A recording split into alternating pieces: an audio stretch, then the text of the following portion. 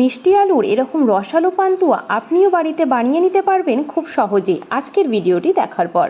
প্রথমেই আমরা মিষ্টির শিরা তৈরি করে নেব। তার জন্য 1 কাপ পরিমাণ চিনি এরকম 2 কাপ পরিমাণ জলের মধ্যে দিয়ে দেব। এরপর আগে থেকে সেদ্ধ করে রাখা মিষ্টি আলুর সাথে পরিমাণ মতো আটা এবং কিছুটা পরিমাণ দুধ পাউডার মিশিয়ে এভাবে ভালো মতো মেখে একটা ডো তৈরি করে নেব।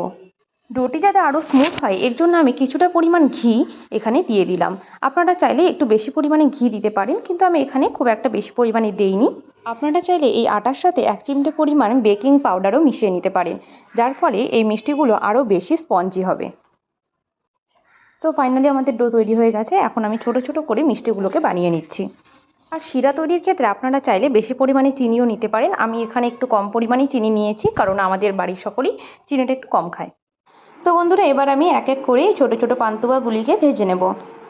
এর জন্য আমি নিয়েছি 2 কাপ পরিমাণ সাদা তেল। এবার এক এক করে পান্তুয়াগুলিকে ছেড়ে দেব গরম তেলের মধ্যে। যতক্ষণ না লাল হচ্ছে ততক্ষণ কিন্তু আমি এই পান্তুয়াগুলিকে সুন্দর করে ভাজতে থাকবো। অবশ্যই খেয়াল রাখবেন যাতে এই পান্তুয়াগুলি একে অপরের সাথে লেগে না যায়।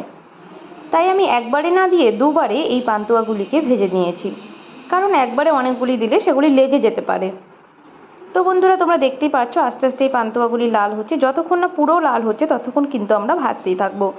এরকমই আরও অনেক সুন্দর সুন্দর রেসিপি পাওয়ার জন্য চ্যানেলটিকে অবশ্যই সাবস্ক্রাইব করে রাখুন, যাতে করে আমি ভিডিও আপলোড করার সাথে সাথে সবার আগে নোটিফিকেশান চলে যায় আপনার কাছে। এছাড়া এই চ্যানেলে আমার বিভিন্ন রকমের হেলথ টিপস এবং বিউটি টিপসের ভিডিও আসে, আপনারা চাইলে সেগুলিও দেখে নিতে পারেন। নেক্সট ভিডিওয়ে আপনারা কী রকম রেসিপি দেখতে চান সেটা অবশ্যই আমাকে কমেন্ট করে জানান। আমি তাহলে পরের ভিডিওতে সেই রেসিপি আনার চেষ্টা করব। এরপর আমি বাকি পান্তুয়াগুলিও এক এক করে তেলে দিয়ে নিলাম, আর এগুলিও আমি ঠিক লাল করে ভেজে নেব। আর এই দেখো, এইদিকে আমার বোন টেবিল আর বই নিয়ে চলে এসেছে রান্নাঘরে পড়ার জন্য। আসলে ওর মিষ্টি খুব ফেভারিট, ওর জন্যই আজ এই মিষ্টি বানানো। তাই ভাবলাম তোমাদের সাথেও এই রেসিপিটি শেয়ার করা যাক।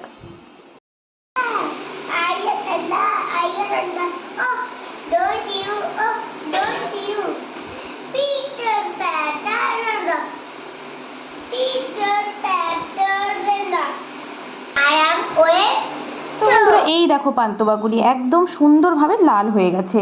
এটাকে আর বেশি ভাজা যাবে না। এখন আমি এগুলোকে আস্তে আস্তে তুলে নেব। এখন আমরা এই এক এক করে এগুলোকে তুলে নেব।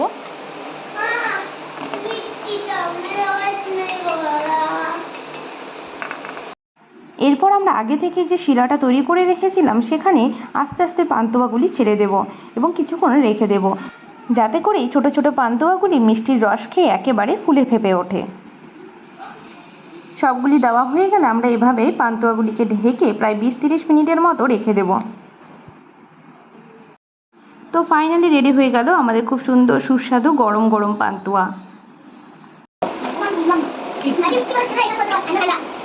তো বন্ধুরা, কেমন লাগলো এই ভিডিওটি তা অবশ্যই কমেন্ট করে জানান। আর এরকমই আরও সহজ সহজ রেসিপি পাওয়ার জন্য চ্যানেলটিকে অবশ্যই সাবস্ক্রাইব করে রাখুন।